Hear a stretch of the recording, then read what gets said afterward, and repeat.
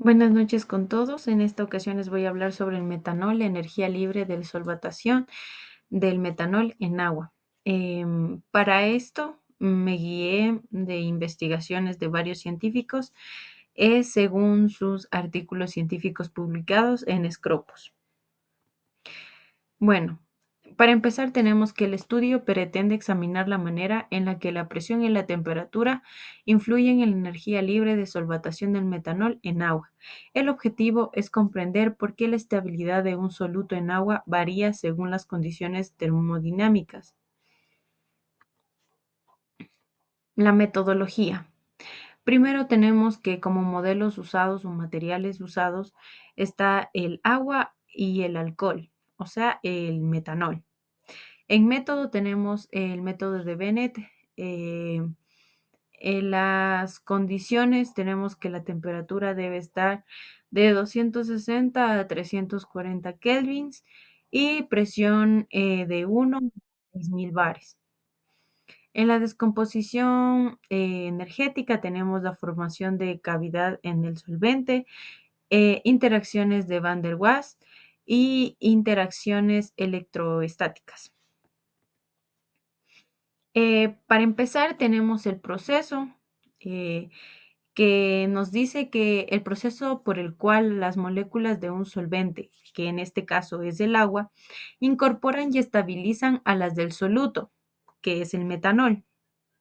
Se conoce como solvatación. La energía libre de solvatación mide la simplicidad o complejidad de este proceso. Entender cómo varía la energía libre de solvatación en función de la presión y la temperatura facilita la comprensión de alteraciones en la presión de vapor, que es una de las propiedades coligativas que cabe recalcar que es una de las propiedades coligativas que casi no se estudia o que casi no tiene mayor impacto como las otras que conocemos. El comportamiento de mezclas acuosas bajo circunstancias extremas. También tenemos que los científicos estudiaron el proceso de disolución del metanol en agua a nivel molecular. Para ello realizaron a la práctica la representación computacional. Una caja cúbica que contiene cerca de 1000 moléculas de agua, una molécula de metanol, o también usaron hexanodiol, que eso también nos decía que hicieron varias prácticas, tanto con el metanol como el hexanodiol. La presión de 1 a 6000 bares y la temperatura de 260 a 340 kelvins fueron las variables que se modificaron en este sistema. Reproduce lo que realmente pasa al mezclar el metanol con agua en varias situaciones termodinámicas. Para la simulación se utilizaron de dinámica molecular para llevar a cabo el modelado, las cuales posibilitan que se puedan rastrear el movimiento de las moléculas en el tiempo conforme a las leyes de la mecánica clásica. Aquí emplearon este tipo de simulación que es más computacional, que es la Large Scale Atomic y la Molecular Massively. Es una de las plataformas más empleadas en el campo de la química computacional.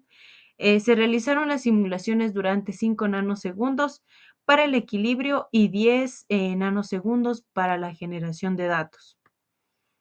La energía libre de solvatación mide cuánta energía se requiere o se libera cuando el soluto pasa de estado gaseoso al estado disuelto en el solvente.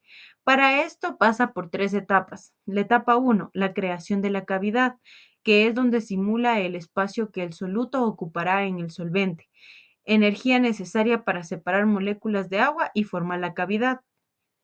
En la etapa 2 tenemos las interacciones de Van der Waals, que se activan las fuerzas de dispersión y repulsión entre el agua y el soluto, representa la interacción no polar. En la etapa 3 tenemos las interacciones electroestáticas, que se aplican las cargas eléctricas de metanol y del agua, representa la interacción polar o dipolar. Eh, para los cálculos se utilizaron contribuciones con el método de Bennett, como lo dije al inicio. La simulación en diferentes condiciones. El proceso se repitió para distintas temperaturas y presiones con el fin de estudiar cómo varía la energía libre de solvatación. Las temperaturas usadas fueron 260 kelvins, 280, 300, 320 y 340 kelvins. La presión fue de 1 bar, 1000, 3000 y 6000 bares. En los resultados nosotros pudimos obtener que a partir de las simulaciones los autores determinaron que la energía libre total de solvatación, la variación con la temperatura y presión, que a mayor temperatura la solvatación del metanol se vuelve menos favorable. A mayor presión el agua se compacta y dificulta la formación de la cavidad, aumentando. Y las interacciones de Van der Waals tienen mayor contribución al comportamiento del metanol que las electrostáticas. En las propiedades coligativas tenemos que la bajada de la presión de vapor es una propiedad coligativa que depende de las interacciones del soluto y solvente. Cuando el metanol se disuelve en agua, las moléculas de agua que rodean al metanol están más fuertemente enlazadas y disminuye su tendencia a evaporarse. Esto explica el descenso de la presión de vapor y el aumento del punto de ebullición. Por tanto, la energía libre de solvatación calculada en este trabajo está directamente relacionada con la magnitud del efecto coligativo.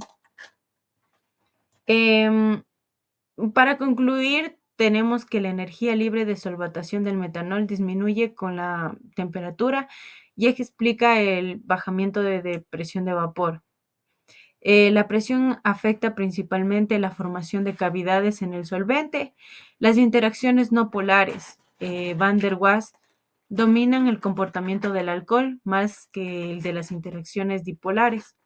Y el modelo permite predecir el comportamiento coligativo sin necesidad de experimentos directos. Por eso podemos entender un poco el por qué utilizaron métodos computacionales. Y gracias, esto sería todo.